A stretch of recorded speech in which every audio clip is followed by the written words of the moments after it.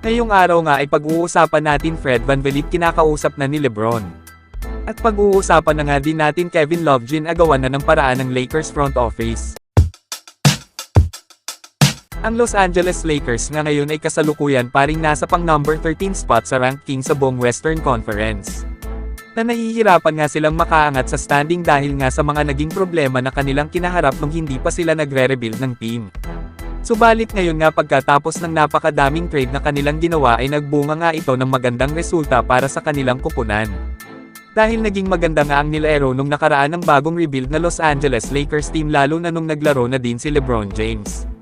At binawian nga nila ang kupunan ng New Orleans Pelicans at natapos nga ang laban nila ng malaki ang kalamangan ng Los Angeles Lakers team. Na isa nga lang ang ibig sabihin nito mga ka-big hopes na effective ang mga kanilang ginawang hakbang para sa kanilang kupunan. Dahil nung nakaraang laban nga nila ay talo at hirap na hirap ang Los Angeles Lakers team sa team ng Pelicans. Ganun pa man kahit na maganda nga ang kinalabasan ng kanilang naging laro ay hindi pa nga din daw titigil ang Lakers na pagandahin pa ang kanilang roster. Para tuluyan nga silang makapasok sa playoffs at para makakuha na ulit sila ng championship title. Kaya naman ayon nga sa inilabas na balita ng Clutch Points PH na sobrang naging interesado at napukaw nga daw ang atensyon ni LeBron James. Nang malaman nitong papasok at nalalapit na ang pagiging restricted free agent ng point guard ng Raptors na si Fred VanVleet ngayong 2023 season. Na matagal na nga din itong tina-target na kuhanin ng Lakers team at nabigo nga din sila na kuhanin ito nung trade deadline. Na para nga sa akin mga ka-big hoops ay malaki nga ang maitutulong nito para sa Lakers. Dahil mabisa nga ito sa catch and shoot na talaga namang mapapakinabangan ng Lakers team lalo sa mga gipit na pagkakataon. Bukod pa nga dito ay magaling nga din ito bilang isang playmaker na siguradong magiging malaking ambag kapag kasama nito sa loob ng court ang mga big man ng Lakers team. Ano ba ang masasabi nyo dito mga ka-big hoops?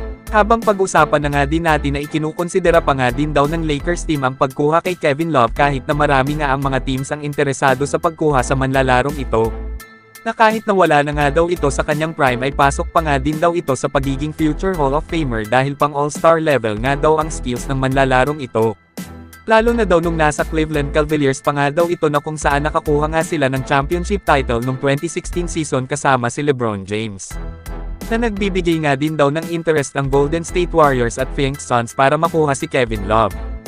Subalit kapag tuluyan na nga itong tinrabaho ng Lakers team ay malaki nga ang chance nito na sa Lakers mapunta dahil kay LeBron. Subalit hindi pa nga din natin alam ang mga mangyayari kaya naman kailangan na nga din nila itong aksyonan para hindi sila maunahan ng ibang team. Lalo at malaking bagay din si Kevin Love sa isang kupunan. Pero kung ikaw ang aking tatanungin ka big hoops, sang-ayon ka ba kay Kevin Love na mapunta sa Los Angeles Lakers team ngayong season? So yan lang ang ating balita sa araw na ito. Wag mo namang kalimutang mag-like at mag-subscribe sa ating YouTube channel mga ka-big hoops bilang pagsuporta. Maraming salamat.